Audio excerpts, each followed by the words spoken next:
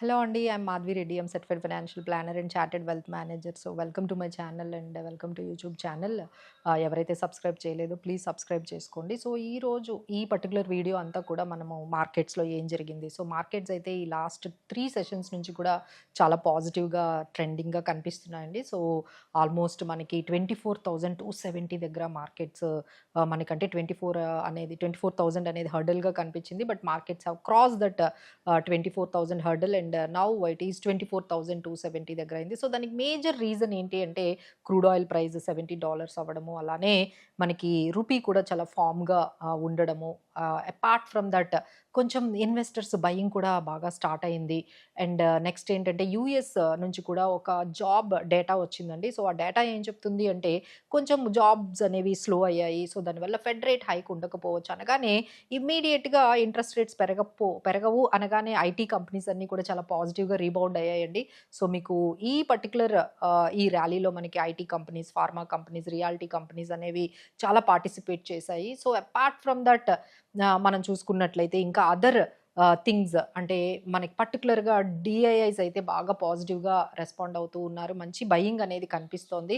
So 24,000 అనేది మంచి support level. So it may go to till up to 24,450 దగ్గర కొంచెం రెసిస్టెన్స్ లెవెల్స్ ఉన్నాయండి. తర్వాత మనకి 24,750 ఇవి రెసిస్టెన్స్ లెవెల్స్ ఉన్నాయి. అలానే మనకి జీఎస్టీ కలెక్షన్స్ కూడా దాదాపుగా 2,00,000 crore వరకు ఉన్నాయి. అది కూడా మనకి పాజిటివ్గా కనిపిస్తుంది. సో ఓవరాల్గా మనకి టాప్ గెయినర్స్ 2026 సెక్టార్స్ చూసుకుంటే ఎనర్జీ సెక్టార్ కానీ, pharma, metal, health care, commodities ఇవన్నీ కూడా కొంచెం పాజిటివ్గా కనిపిస్తున్నాయండి. సో ఈ ఇయర్లో మనకి సో ఫార్ బాగా నెగిటివ్గా కనిపించింది ఐటీ సెక్టార్, అలానే మనకి oil and gas, FMCG, auto, reality ఇవి కొంచెం స్ట్రగుల్ అయినట్టుగా కనిపిస్తున్నాయి. సో మా ఛానల్ని మీరు కంప్లీట్గా ఫాలో అవుతూ ఉండండి. So you can understand the momentum ఎలా ఉంది, ఎలాంటి సెక్టార్స్ రీబౌండ్ అవుతున్నాయి, ఎలాంటి స్టాక్స్ తీసుకోవాలి. సో ఇప్పుడు మళ్ళీ గోల్డ్ పెరిగింది. So gold finance companies are looking positive.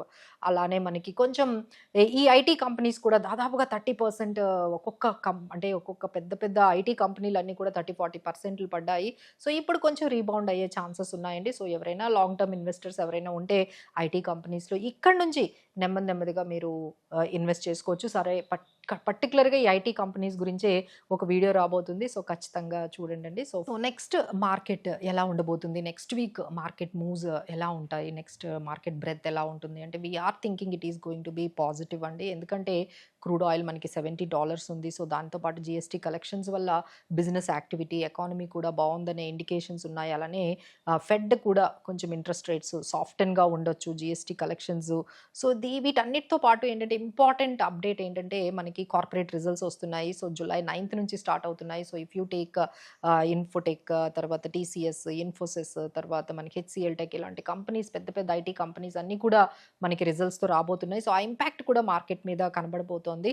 So కొన్ని కంపెనీస్ అయితే కొంచెం ప్రెషర్ అయితే మనకి ఈ కార్పొరేట్ రిజల్ట్స్లో ఉంటుందండి. సో అందరూ కూడా ఈ కార్పొరేట్ రిజల్ట్స్ని అయితే ఖచ్చితంగా ఫాలో చేస్తూ ఉండాలి. కొన్ని సెక్టార్స్ లైక్ ఐటీ కానీ ఇలాంటివి కొన్ని మనకి ప్రెషర్లో వాళ్ళ అప్డేట్ బట్టి మనకి అర్థమవుతుందండి. అలానే డిఫెన్స్ కానీ, లేకపోతే మనకి మెటల్ సెక్టార్స్ నుంచి కానీ, కెమికల్ సెక్టార్స్ ఇలాంటి కొన్ని ఎఫ్ఎంసీజీ, బ్యాంకింగ్ నుంచి కొంచెం పాజిటివ్గా వచ్చే అవకాశాలు కనిపిస్తున్నాయి. సో ఓవరాల్గా నెక్స్ట్ మార్కెట్ అంతా కూడా యాక్షన్ అంతా కూడా ఈ కార్పొరేట్ రిజల్ట్స్లోనే మనకి కనిపించబోతోంది. So this is we can see the markets might move.